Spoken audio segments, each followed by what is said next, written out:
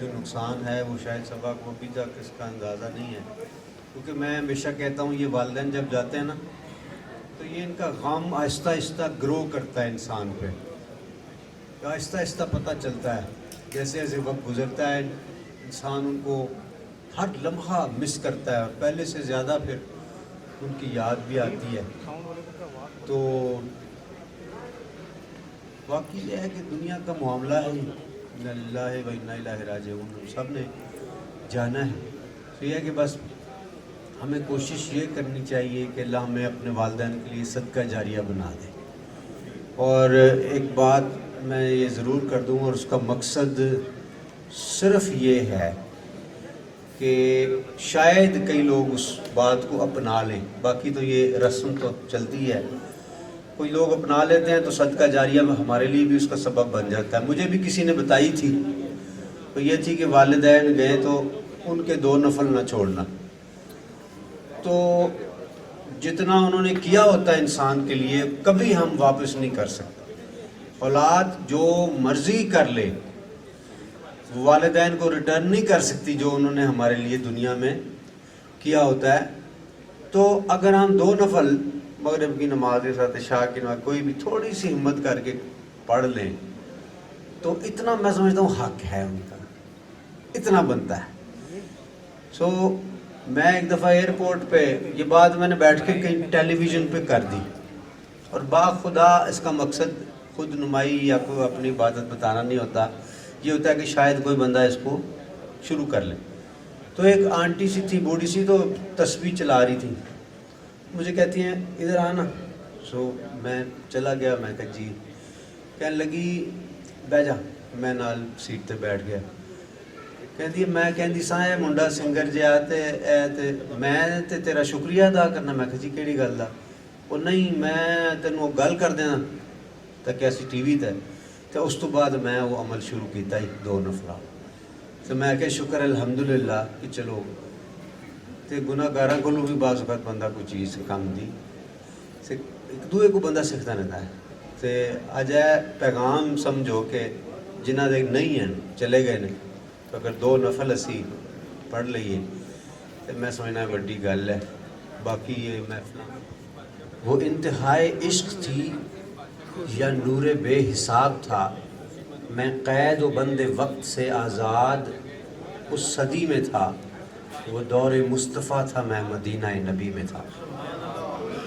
میں زندگی میں ایک ہی نعت لکھی ہے شاہ جی، میں اس قابل تو کوئی نہیں، سنیے گا۔ وہ انتہائی عشق تھی یا نور بے حساب تھا، میں قید و بند وقت سے آزاد اس صدی میں تھا، وہ دور مصطفیٰ تھا، میں مدینہ نبی میں تھا۔ صحابی جاتے ہیں آپ صلی اللہ علیہ وسلم کے پاس اور عرض کرتے ہیں کہ جی آنے والے دور کا ہے امتی گناہ گار، ہند سے یہ ہے حضور ہے مگر سیاہ کار۔ مسکرا کے آپ نے کہا کہ روکنا نہیں، امتی ہے اور وہ بھی آنے والے دور کا، طے ہوا عصر کے بعد ہوگی میری حاضری، روبرو نبی کے پاس ہوگی میری حاضری۔ تصور عدالت نبی کیا تو ڈر گیا کہ جا کے کیا کہوں گا، میں تو سوچ کے ہی مر گیا۔ صحابی رسول نے کہا کہ بیٹھ جا یہاں، محفل حضور کے اصول سیکھ لے ذرا۔ بیٹھنا سکھا رہے تھے مجھ کو وہ کہ اس طرح، چل کے بھی دکھا رہے تھے مجھ کو وہ کہ اس طرح، یہ بھی کہہ رہے تھے خام خواہ سے منہ نہ کھولنا، بول کے بتا رہے تھے اس طرح سے بولنا۔ وہ خوش نصیب لوگ تھے جو دور مصطفیٰ میں تھے، فضا بھی خوش نصیب تھی، زمین بھی خوش نصیب تھی، نیا نیا کھلا کھلا سا نیلا آسمان تھا، پرانی طرز پر بنے نئے نئے مکان تھے، کئی گھروں میں اونٹ تھے، کئی گھروں میں بکریاں، پک رہا تھا کچھ جہاں پہ جل رہی تھی لکڑیاں۔ اتنے میں اذاں ہوئی تو رونگٹے کھڑے ہوئے، دل کے جیسے کھل گئے ہوں تالے سب پڑے ہوئے۔ وہ آسماں کا راگ تھا، وہ دعوت بلال تھی، میرے لیے تو دعوت وصال اور جمال تھی۔ دھو لیا نہا کے میں نے وضو بھی بنا لیا، نسبت حضور میں نے عود بھی لگا لیا۔ گھر سے ہم نکل پڑے صحابی رسول کے، جا رہے تھے سبھی سمت مسجد رسول کے۔ وہ دھڑکنیں عجیب تھیں، وہ کپ کپی کمال تھی، کہ آنکھ اشک بار تھی، سراپائے ملال تھی، روح تھی کہ دید کی تڑپ تڑپ تڑپ تڑپ، دل میرا دھڑک دھڑک دھڑک دھڑک دھڑک دھڑک، ہر قدم پہ بڑھ رہا تھا شوق دید مصطفیٰ، اور ہر قدم پہ گھٹ رہا تھا فاصلہ حضور سے۔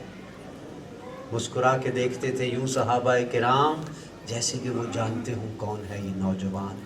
دیکھ کے صحابیوں کی پیاری پیاری داڑیاں، جانے کیسے رک گیا میں چوکھٹے حضور پہ، کہ سنت رسول کے بغیر کیسے جاؤ گے، یہ نہ ہو کہ پھیر لیں حضور چہرائے کمر، جیسے ہی بھلا خیال دل کو میرے آ لیا، نسبت حضور میں نے چہرہ بھی سجا لیا، نسبت حضور میں بھی، اللہم صلی اللہ سیدنا محمد اللہ صلی اللہ محمد، یہیں تک پہنچا ہوں، آگے تو ہمت نہیں ہو رہی ہماری جانے کی۔ اے کاش کبھی کوئی ایسا آئے، کیونکہ یہ اس طرح کے شعر بندہ جوڑ نہیں سکتا، تو یہ اللہ کی طرف سے ہی ہوتا ہے، تو جتنا بھی شکر ادا کریں۔